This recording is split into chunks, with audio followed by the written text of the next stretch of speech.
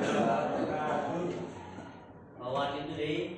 Thank you. Thank you. Tahan dulu ya. You. Ayolah, Alaika. Yes, I'm here. Anda cetan ke sana? Yes, I'm here. Kemarin nggak masuk ya? Ya. Aprilia Dewi Saputri? Yes, I'm here. Akila Binsa Ibnu Nizar? Yes, Ardiansyah Ramadhani? Yes, I'm here. Arinda Lima Nasiti? Yes, Bagus Dila Setiap? Ya, dua Chelsea atau Chelsea kembali kok? Beda. Beda apa, Pak? Citra Wijaya? Erlina Putri Rahayu? Fajar? Farel? Belum. Farhan? Fatih? Fatsma? Vicky? yes, I'm here. Buntut? Habis? Nama ini? Angin, Pak. Oh, Angin. Habis ya? Maksudnya? Hania? Marsya? Muhammad Iksan? Muhammad Rafa? Yes, I'm here. Raka? Rois? Ipan?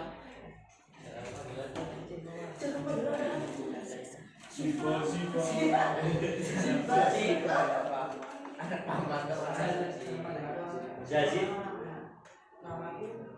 Yahwan? Ya, non musik Pak. Masaknya. Sebelum kita mulai, kita berdoa percaya dan kepercayaan masing-masing. Berdoa mulai.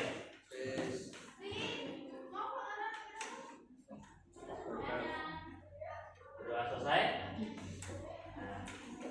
Pada hari ini kita akan belajar terkait dengan kelainan genetik. Kemarin sudah tak bagi terkait foto-foto itu ya. Ya, sudah dikerjakan tugas masing-masing.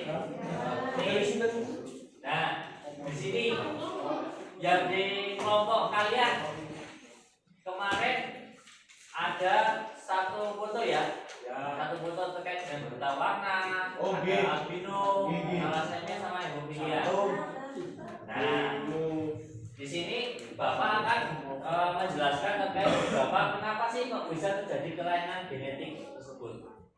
Nah, nanti kita akan bahas melalui slide yang Bapak berikan.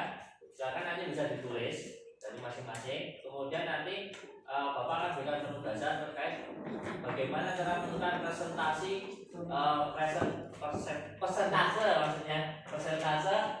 untuk menghitung peluang kita hidup normal. Hidup normal. Nah, percaya nggak bahwa kelainan ODGJ, kelainan gila itu menurun?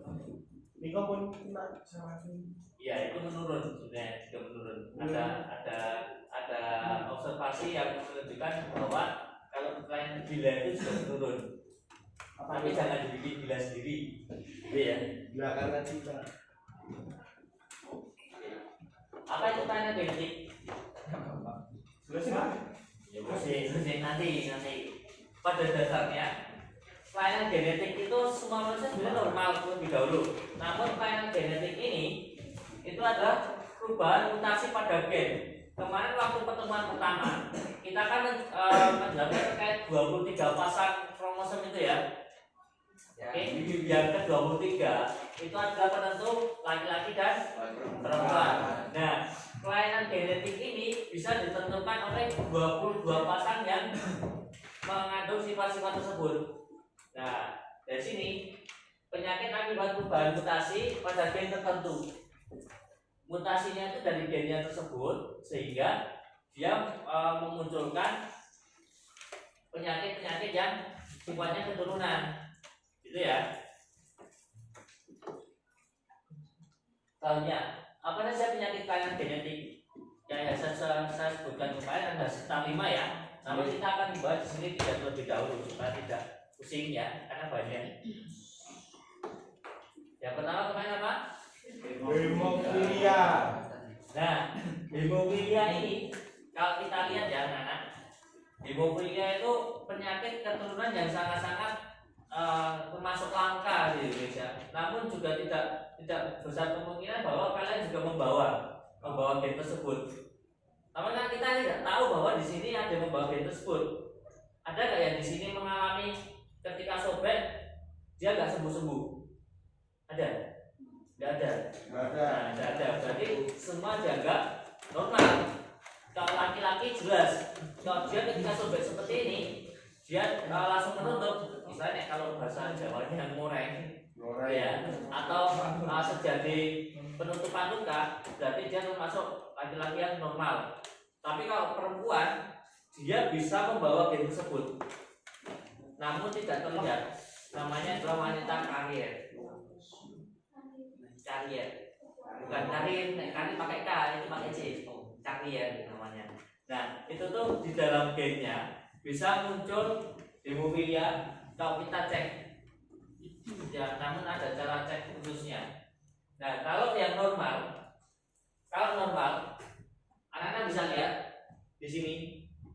Misalkan di sini kan luka, ya kan? Kita terkena pisau, kemudian darah akan keluar terus ya. Nah, dari situ darah kalian itu ada namanya sel darah putih yang kalau terjadi luka dia akan berubah menjadi fibrin. Nah, fibrin tersebut seperti ini anak-anak, kayak garis-garis itu loh, kayak jaring-jaring. Kemudian dia akan menumpuk sehingga darah tidak keluar. Nah, terjadinya hemofilia itu adalah ketika kita ada luka sobek karena pisau atau benda tajam. Dari darah tersebut, sel darah putihnya tidak bisa membentuk fibrin atau jadi mutasi gen. Akhirnya dia akan keluar terus. Yang lama-lama ya entek. Dijahit Pak. Nah, kalau bila dijahit sama saja. Jahit itu kan juga membuat luka. Tapi karena dia hemofilia, dia proses penutupnya juga sangat lama. Bagaimana cara untuk menutup ini hemofilia? Tidak bisa. Hemofilia itu penyakit dari dalam. Tidak bisa tuh ditutup gini langsung menutup sendiri, tidak bisa. Nah, caranya adalah itu menggunakan suntian khusus. Jadi ketika orang yang terkena hemofilia tidak boleh terluka sama sekali. Jadi cukup protein yang berfungsi dalam pembukaan darah. Lebih tepatnya kan darah ini berkaitan dengan mutasi pada kromosom X. Kayak kemarin ya, ada X berapa pasang kemudian Y. Nah, mutasinya ada di kromosom X. Ini ya. Nah, biasanya ini kalau kerap kali dialami dia karena hanya memiliki satu kromosom X. Ya kemarin loh anak-anak yang XY, ya toh. Kalau perempuan kan XX, kalau laki-laki XY. Nah, kalau laki-laki itu banyak terkena hemofilia karena kromosom X-nya cuma satu. Harusnya kan kalau perempuan ada dua, kalau laki-laki satu. Jadi dia berpotensinya lebih besar terkena hemofilia. Nah, kalau kalian memiliki gejala-gejalanya seperti ini, rata-rata gejala cenderung mudah mengalami memar di permukaan kulit. Kemudian jika terkena luka berat atau mimisan, perdarahan sulit untuk berhenti. Nah, buat informasi ya, kalau kalian rata-rata yang sering salah kaprahnya, kalau kalian terjadi mimisan, biasanya apa? Ditutup kan? Ya toh, nanti kan didangani gini. Ya toh, nggak keluar. Padahal itu hal yang salah tapi kaprah. Harusnya ketika ini dia mengalir tidak usah ditutup tapi langsung dikeluarkan semua.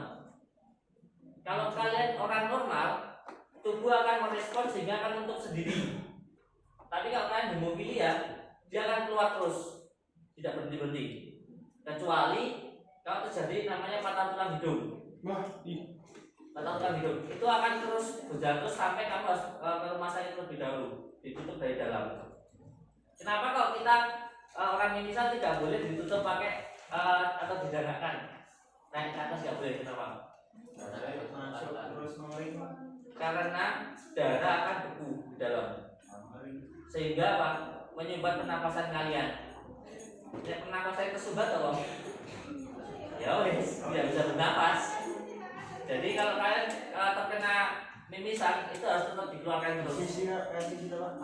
Kayak orang yang ada sisi ngono kayak sampai di Saya lokasi yang pakai tisu di dalam. sampai hilang. Gitu ya. Nah, ini sering mengalami BAB berdarah. Mengalami BAB berdarah tidak cuma ketika kalian kena ambeien kok. Tidak. BAB berdarah ini juga salah satu gejala dari hemofilia. Selain itu, tidak cuma patokannya kalau BAB berdarah saja ya. Kalau kalian BAB berdarah, aku kena hemofilia, belum tentu. Bisa saja faktor lain, terkena ABN bisa, atau radang usus bisa, atau terjadi pengikisan asam lambung juga bisa. Jadi macam-macam ada banyak. Tapi salah satu gejalanya seperti ini. Kalau kalian itu tubuh kalian koma di permukaan kulit ya ada indikasinya gejalanya seperti ini. Mudah merasa kesemutan. Kemudian sering mengalami perdarahan pada mulut dan gusi. Nah itu juga banyak faktornya ya penyebabnya. Selanjutnya adalah buta warna yang C tak berhenti. Saya tahu Pak. C berapa? 9, 16, 12, 13, 8, 7. Nggak lihat. Gak lihat itu. Lihat. 7. Ada yang buta warna? Telulah Solo. Kalau kalian tidak bisa melihatnya berarti kalian buta warna nih. 11, Ngolu. Ya, betul Pak. Yang mana? Yang nomor ini ya, di sebelah sini ya. Berapa ini? 7. 7. Terus sampingnya? 13, 16, 8, 12, 9. Ada nggak bisa lihat? Angka-angkanya? 1 toh Pak. Sini nih. Iya. Patut diperiksa ya berarti ya. Buta warna. Buta warna memang tidak terlihat dan tidak terlihat nyata kita, namun ketika kita tes itu sangat berpengaruh. Dulu saya tuh tes polisi itu nggak gagal di sini, cuma gagal di ketinggian jadi. Jadi ketika apapun masuk dimanapun rata-rata pasti akan ada tes buta warna. Rata-rata mau masuk polisi, tentara, dokter, perawat, atau mungkin kalau kan di bandara juga maksudnya ini. Kalau mau jadi pilot atau pramugari juga maksudnya pengen tes buta warna. Jadi kalau kalian sudah terkena buta warna, mau nggak mau harus segera periksa. Ya. Nah, gejalanya. Kalau kalian tadi sulit membedakan warna-warnanya, kemudian nggak tahu ini warna angka berapa, ya berarti salah satu gejalanya sudah itu. Kalau perlu ada observasi lagi.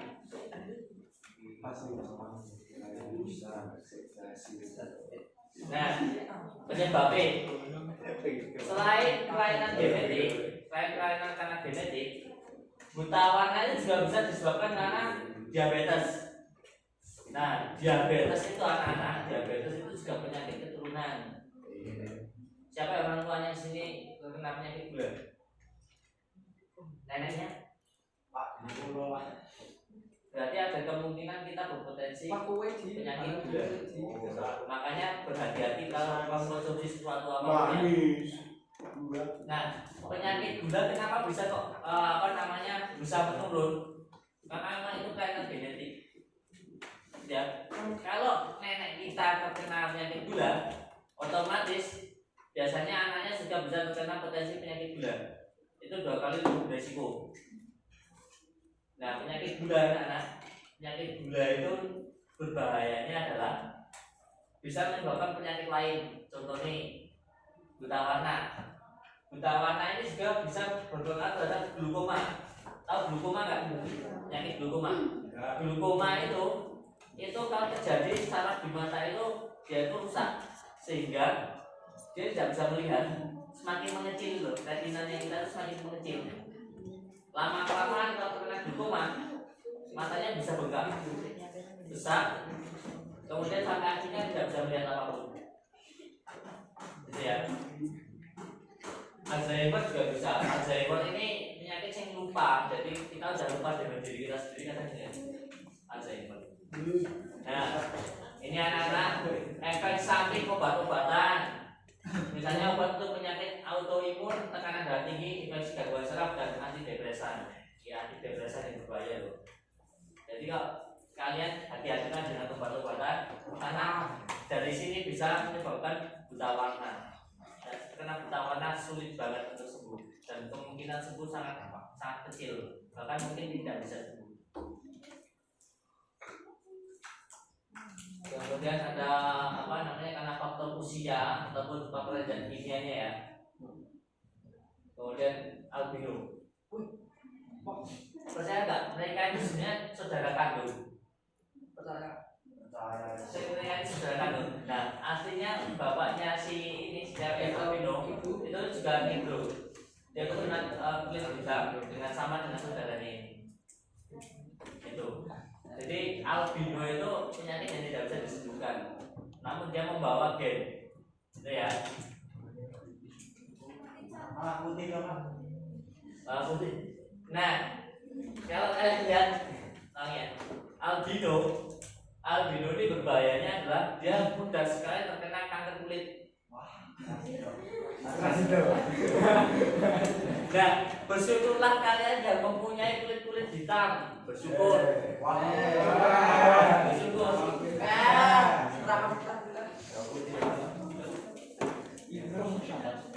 Nah, bersyukurnya yang kalian berkulit hitam, dia cenderung lebih kuat. Karena apa? Coba, Anda tahu kenapa kalau dia cenderung lebih kuat? Karena iron ini. Ultraviolet. Coba dilihat. Kalau kalian orang Indonesia ke kanan si dewa langsung menurunnya sekian ya. Tapi kalau orang luar negeri kan sulit karena perbedaan suhu dari kita.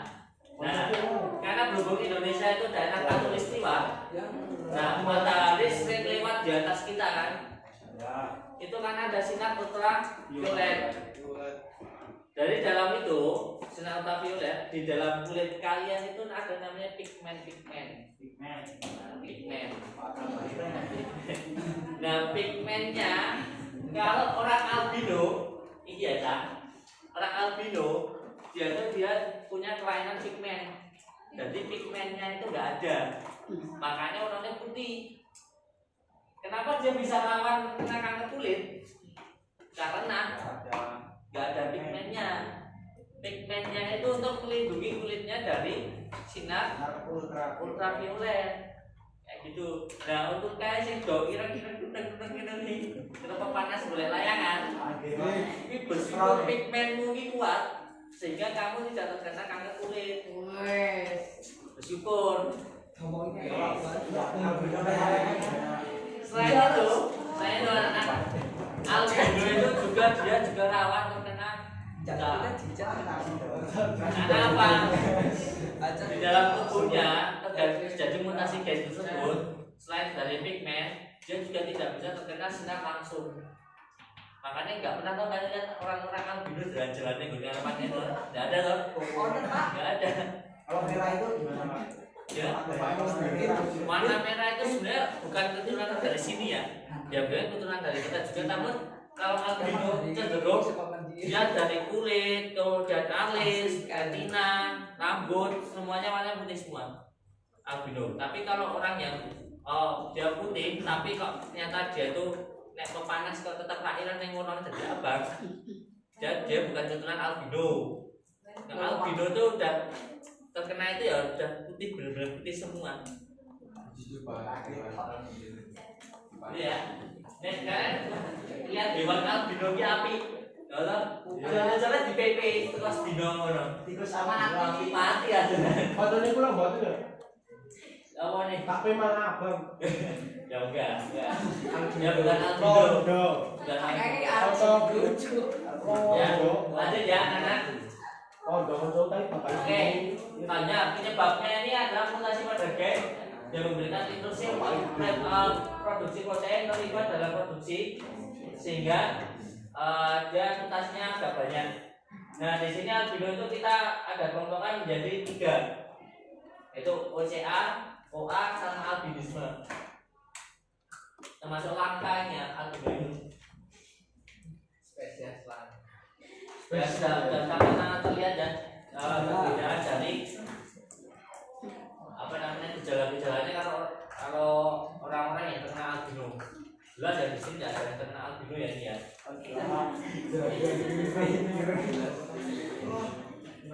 Albino itu langsung kelihatan. Nah, kemudian kita akan cara menentukan persentasenya.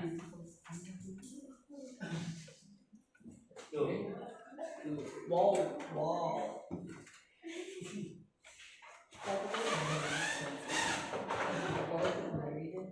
Nah, kemarin kita kan sudah belajar terkait dengan persilangan monohibrid sama dihibrid. Ya toh. Kemudian kita akan belajar terkait dengan yang pertama ini kita buta warna terlebih dahulu. Silakan bisa ditulis di bukunya kalian. Kita belajar terkait dengan buta warna.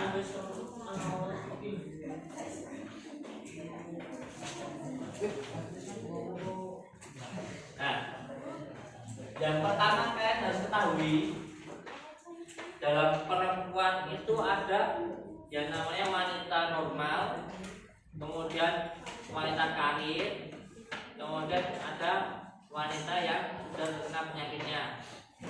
Oke, pembawa sifat genetiknya. Nah, kalau normal itu adalah parentalnya adalah X sama X. Kalau normal, Ya, ini normal ya normal. untuk perempuan. Kemudian Laki-laki. kalau wanita karir, dia itu membawa sifat CH. CH itu namanya CB, color blank. Jadi dia itu buta warna namanya color blank. CB kemudian ini X. Ini ada wanita karir. Kemudian X, CB sama X. Ini adalah pembawa sifat genetiknya atau yang kita sebut dengan kelainan genetiknya ya. Ini bisa dibedakan. Kalau XX dia normal, kalau XCBX dia karir. Oke. Kalau XCB dan XCB dia sudah pasti membawa penyakitnya dan dia buta warna. Oke. Kalau laki-laki dia XY itu normal. Ada nggak laki-laki karir? Jawabannya adalah tidak ada. Nah, kalau laki-laki buta warna dia XCBY.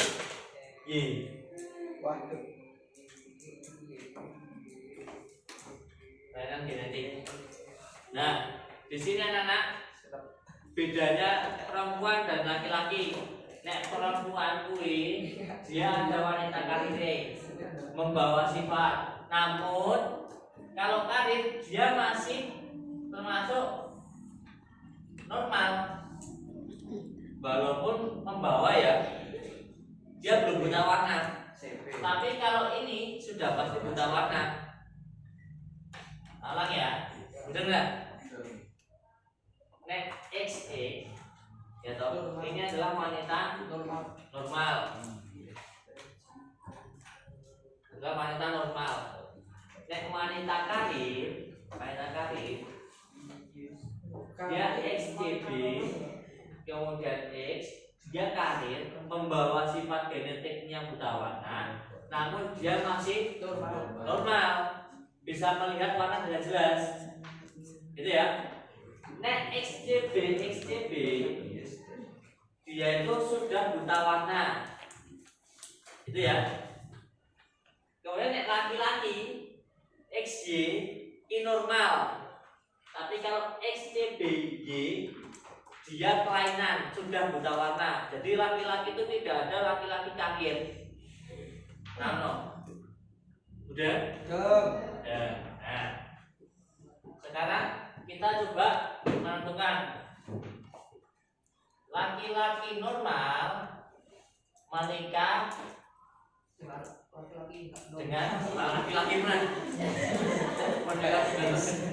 Dengan wanita kanir ya, semisal ya.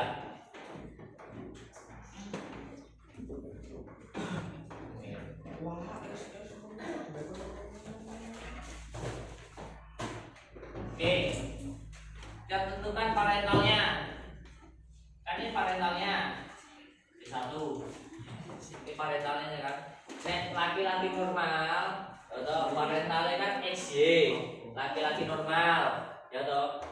Kemudian perempuan karir yang membawa sifat buta warna XCB X, ya toh.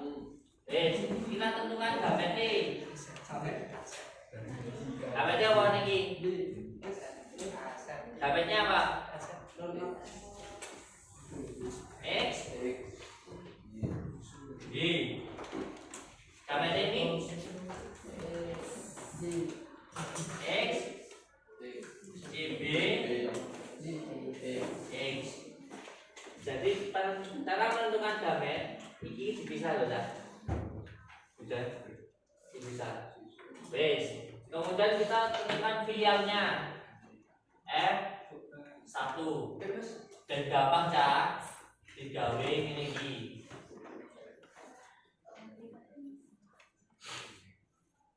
Kita tentukan di sini.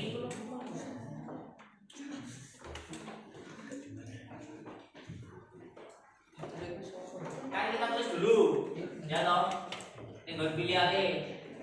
Iki X Y yang laki-laki. Yuk sing iki perempuan XCB X. Kawinnya loh sing iki tak silang kiri ini, tak silang kiri ini. Iki lo iki X CB X. Iki lo iki iki lagi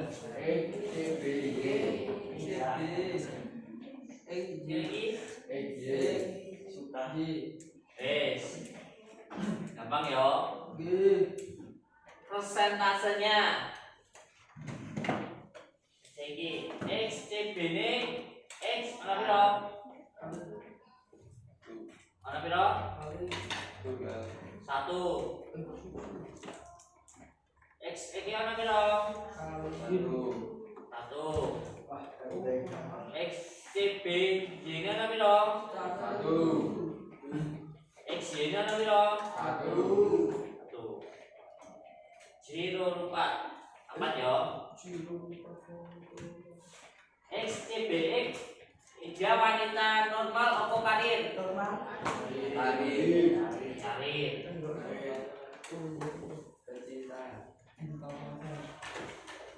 Iki normal. Wanita normal. Iki membawa sifat dari buta warna ya. Mana pojok? Iki normal.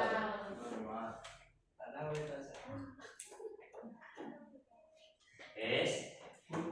Kalau kalian ditanya persentase nih, ditanya persentase berapa persentase wanita yang membawa sifat karir anaknya, berarti ini 1/4 dikali 100%. Piro? 100% dibagi 4 piro? 25 ping siji piro? 25.